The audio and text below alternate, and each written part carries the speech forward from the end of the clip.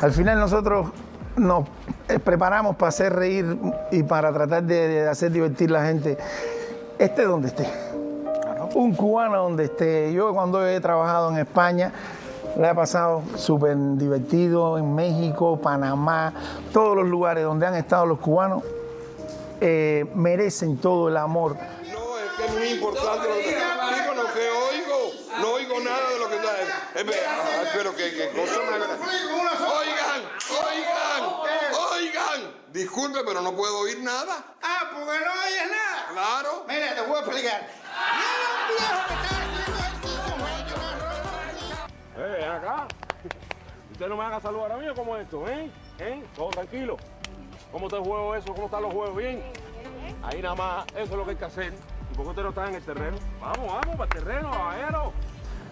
La decisión, primero que nada, aparte, bueno, de nosotros, de tener un nuevo futuro, de abrir nuestro campo de vida, es realmente también porque no tenemos hijos, queremos tenerlo, y este es un buen país. Yo creo que mi hijo crezca y tenga un futuro, tenga una mente, tenga un proyecto de vida. Cuando vea las cosas, cuando las conozca, estudia lo que tú quieras, sé lo que tú quieras. Y mientras más estudies, mientras más logres, más vas a tener y más feliz vas a ser. Yo me considero patriota. A mí me gusta mi país. Yo amo Cuba, yo amo mi bandera, yo amo mi himno, yo amo mis símbolos patrios. Y yo extraño eso, yo extraño La Habana, yo extraño mi Cuba. A Cuba la extraño. Pero no puedo con cosas que están mal hechas. No puede ser. Bienvenidos sean todos. Comienza la gala semifinal de Sonando en Cuba, la voz de tu música. Gente querida y cercana nos dice en enero, salió esto, yo les voy a poner el patrocinio. Desde enero a nosotros nos pusieron el trámite como a tantos, pero una cosa es querer salir de Cuba, querer darle la posibilidad a tu hijo de que tenga otras oportunidades, de que disfrute, porque cuando tú eres mamá y te vas a una playa o te comes un helado o haces cualquier cosa, siempre piensas si el niño estuviera aquí, claro, si él viera y viviera eso. Por Ali estamos aquí, por Ali dejamos nuestra casa, nuestro negocio en Cuba. María Antonieta me ha demostrado que es de armas tomar.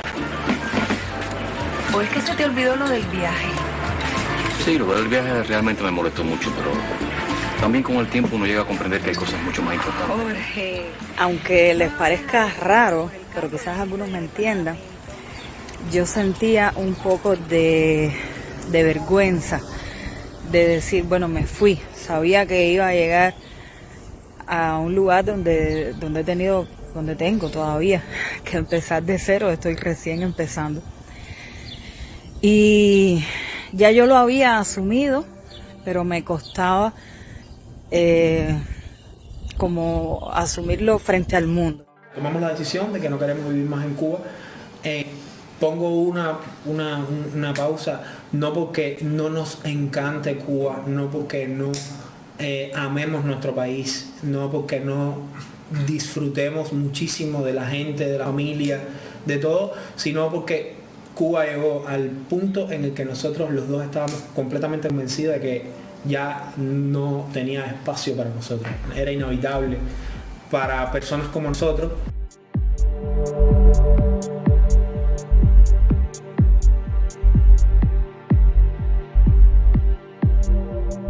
Hace más de 4 años yo le había puesto la reclamación de hija madre como ciudadana americana.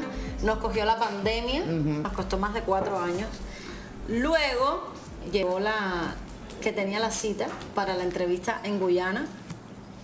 Ahí me tuve que movilizar porque como muchos tristemente les ha pasado, y es que han sido estafados con temas de pasaje, con temas de hostal, y es muchísimo dinero. Y yo era nueva en aquello, empecé a buscar hasta que encontré, gracias a Dios, un buen hostal y una persona para el tema de los pasajes. De verdad, de donde quiera que he ido, allí mismo en Guyana, con todos los cubanos que hay allí, cada vez que he llegado a alguna parte siempre he recibido el cariño y el afecto de todos, de verdad. Muy agradecida. Y un beso grande para todos, de verdad que sí. Mira, por acá dice... Porque no soy yo sola, sí. Yo lo recibo para la familia. porque me hablan de mi papá, de mi mamá, me hablan de ti, por supuesto, de todo el mundo, de mis hijas, en fin, es la familia. Creo que lo decidí y le dije sí, voy un miércoles. Ok. Y el domingo ¿Estabas dónde? ya estaba volando. Yo estaba en Playa del Carmen. Ok. Me llevaron hasta Cancún. De Cancún estaba volando al DF. Del DF estaba volando a zona fronteriza. Muriéndome de miedo porque al final me tocó hacerlo sola. Llegué a un lugar donde encontré muchos cubanos. Todos eran guajiros, Carlucho, genial. Ay, Dios. Yo soy guajira también. Me fui hoy de compra y fui al puestecito ese que tiene Justino, que por cierto tiene los precios por las nubes. Y nada, me compré unos vegetales, unas viandas y eso para hacer un ajiaco para luego. Felipe, pero usted trae una nueva moda, ¿usted qué hace con la mano enganchada ahí? ¿Qué moda de qué? ¡Ay, María! ¡Arturo, me robaron la calabaza! ¡Ay, María! Pero Felipe. Creo que había muy pocos habaneros. Todos me dicen, yo les decía, por favor, no digan nada. No, es decir, mantenga todo el mundo, quería enseñarme a los familiares. Me respetaron tanto, me ayudaron tanto. Yo decidí que este año me regalaba el regalo más lindo que me voy a hacer el Día de las Madres. Es estar aquí. Y es poder abrazar a mi hijo, que fue la razón por la que salí corriendo para acá antes que se me hiciera tarde.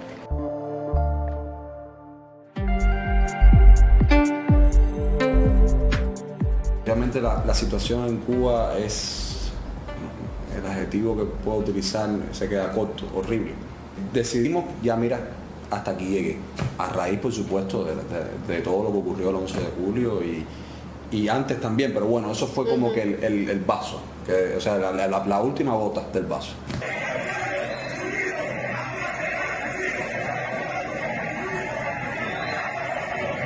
Yo estaba en la calle el 11 de julio. Yo no sabía que eso iba a pasar, por supuesto. ¿Y no pasó cerca de ti? Por supuesto. Estábamos en San Miguel del Parón en ese momento. Estábamos mi cuñado y yo. Mi cuñado y yo en ese momento estábamos en San Miguel del Parón. Veníamos saliendo del Huevita, particularmente. Y íbamos en carro y pasaba una turba de gente por la calzada de Winnie. Y ahí nos bajamos nosotros y a ver qué estaba pasando, ¿no? Y vino un camión de policía y empezó a atropellar, o sea, atropellar no matar gente, sino que pararon los policías y fue a caer la mano a todo el mundo, a palo, no sé qué. Y eso a mí me atemorizó, ¿sabes?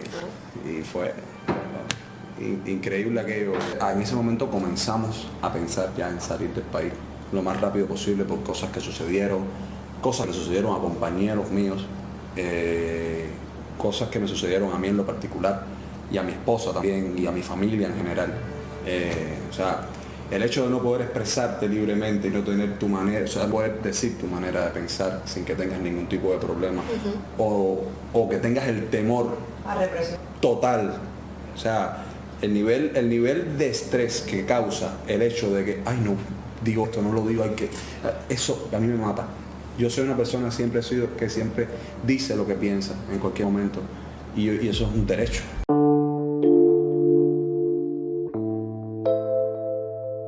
El factor ingenuidad en los niños es una cosa que juega a tu favor. La niña para ella es una excursión. Voy a conocer, mira qué linda la montaña, mira qué lindo el policía, mira qué lindo, no sé qué. Y pasamos momentos durísimos, sobre todo pasando Sinaloa. Sinaloa es un estado que sabemos que es un estado conflictivo, o sea, que tiene sus conflictos internos y nosotros no nos escapamos de ellos.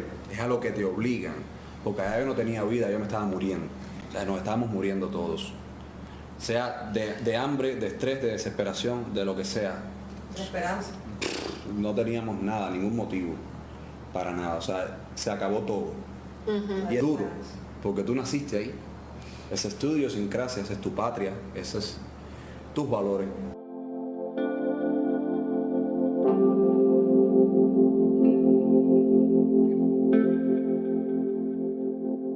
Nosotros tuvimos que vender casi todo lo de la casa. A raíz de que empezaron a quitarme trabajo. Mi esposa me dijo, ya esto se acabó.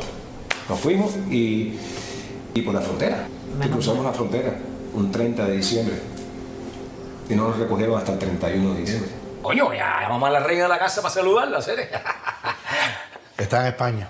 En España, Cere, no, qué rico. Ya tú sabes, Cere, Madrid, Barcelona, jamón serrano, aceituna. Y ya tú sabes, el vino tinto a la patada. Fui al Ministerio de Cultura, pedí una reunión con el viceministro, salió la asistente y me dijo, no, dice el viceministro que dentro de 3 días. Le dije, no, o ahora, o dile al viceministro que yo no vengo. Lo primero que me preguntó fue, chicos, estamos averiguando, porque entre mis funciones está monitorear las publicaciones de ustedes. Y la pregunta mía es, ¿a ti te paga el Diario de Cuba? Y dije, no, chico, no, yo soy mercenario del Ministerio de Cultura que ustedes me pagan a mí. Ni empezaron a cuestionarme. Y yo le dije en ese momento, está bien, no voy a publicar más nada. Mentira, no podía. Y ahí fueron sucediendo muchas más cosas. Había un tipo que me puso un día, cuando tú empiezas a caer, yo te voy a dar un tiro por la espalda. O te vamos a dar un tiro por la espalda, yo lo voy a buscar. Y siempre le he dicho al público, me ayuda a buscarlo. Y eso se llama amenaza de muerte. O sea, fueron pasando cosas. Un día me llamaron a 1:30 de la mañana. Hola, Edwin, ¿cómo estás? ¿Quién me habla? ¿Cómo está tu esposa? La salud de tu esposa. Está bien, ¿quién me habla? Mi esposa estaba trabajando. No, te lo digo para que la cuides y te cuides tú, que estás hecho un alanchín y un comeñete hablando demasiado. ¿Oíste? Sí, y esas son cosas que tú dices, por Dios, ¿por Son dónde? amenazas. ¿Por dónde venimos? ¿Por dónde venimos? Y te digo, me fueron quitando trabajo, me fueron quitando oportunidades de trabajo porque no lo hacen de frente. Son cosas que te van haciendo muy veladas, muy por debajo, pero que te hacen mucho daño. Y tú dices, ¿qué hago yo aquí? Aquí llevo 3 días sin corriente. Díaz Canel, contigo, mi hermano. Llevaba 4 días sin luz y ese día me levanté y cuando abrí el freezer de la casa sentí el olor de comida echada a perder. Me cegué y agarré el teléfono y me senté en la terraza de mi casa y cuando ya vinieron a darse cuenta ya estaba hecho. Al rato de haber hecho aquello, yo como que caigo en conciencia y me dije a mí mismo, wow, ¿qué hice? Empezaste a pensar enseguida en las consecuencias. Exacto.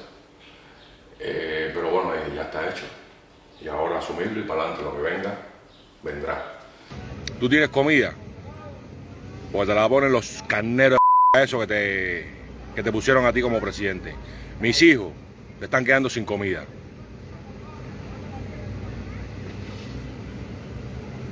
Cuando se me pudra la comida que tengo ahí, te la voy a poner ahí en la puerta del Consejo de Estado. Acaba de dimitir ya, mi hermano. Acaba de dimitir ya. Vete para la p*** allá. No hay de nada. No hay dinero, no hay comida, no hay absolutamente nada. Entonces, mientras tú no tienes un hijo, tú en esas cosas no piensas. Esas cosas no te preocupan. Pero a la vez que tienes un hijo ya, tu mentalidad cambia, es un chip. El mismo cuerpo automáticamente hace ¡pum!, hace el cambio y empiezan las preocupaciones. Es muy difícil mantener a un niño en Cuba.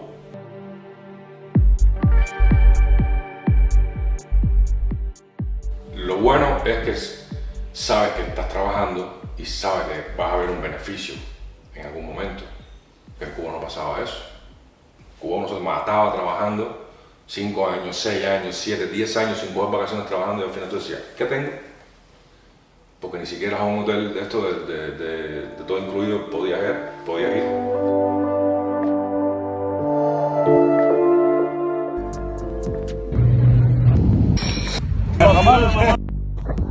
¿Cuál fue el detonante de mi decisión, tanto la mía como la de mi esposa? Es que a raíz de los sucesos del 11 de julio, que se destapó toda esta ola de violencia y de represión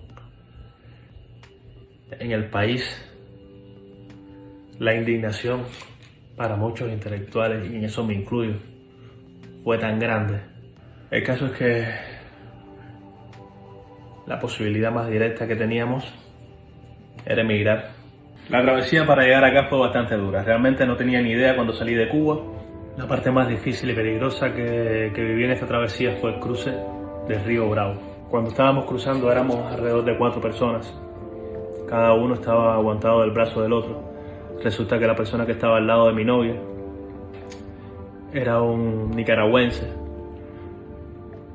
que había dicho que sabía nadar, pero en el momento en que cruzábamos se puso muy nervioso y cuando empezó a ahogarse por la presión, sostuvo a mi novia del cuello y casi la ahoga a ella. Ahí vamos a cruzar el río. No llores ahora. El río está súper crecido, tuvimos que cruzar a nado y la corriente nos llegaba, pero gracias a Dios estamos al lado acá. Apenas llegamos nos dieron alimentos, nos proporcionaron cobijas para resguardarnos del frío porque hacía mucho frío. Al llegar a Miami fue bastante emocionante porque llega mi hermano con mi cuñada y mi madre. Hacía más de 5 años que no los veía, ni a mi mamá ni a mi hermano. Las emociones fueron de shock.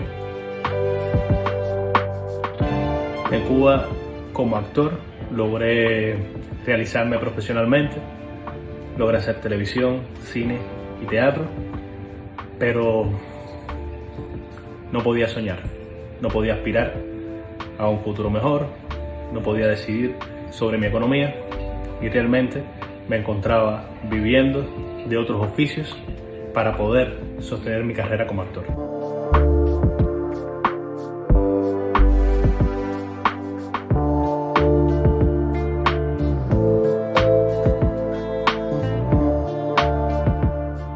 En Cuba, pues, la situación se conoce, todos la conocemos, cada día va peor y pues ya con 20 años, 21 años dije, aquí no tengo otra salida, otro futuro.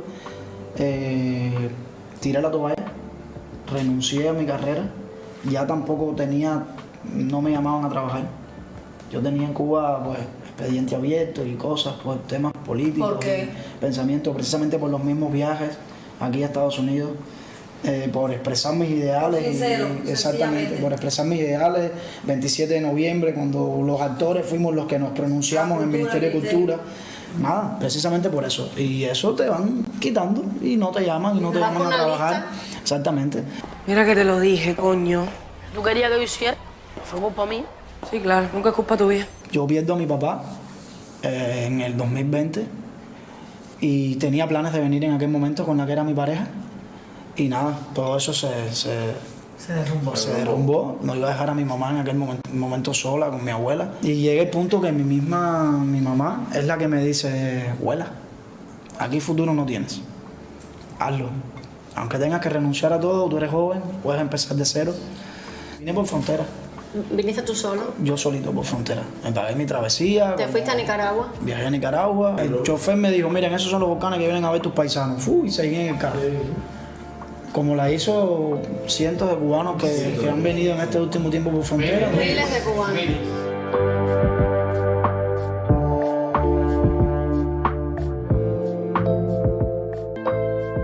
Desde que yo salí de Cuba, yo salí consciente de que pudiera ser que el día de mañana no me dejaran más entrar. Es una decisión que uno toma. Yo creo que un verdadero cubano, sin ofender, un verdadero cubano de verdad, tiene que conocer el exilio. Tiene que conocer esta sensación que sientes tú, que siento yo y que sienten miles de cubanos, ¿sabes? Y eso nos hace más fuertes. Yo creo, ¿sabes? Desde que salí a México ya con esta idea, entendí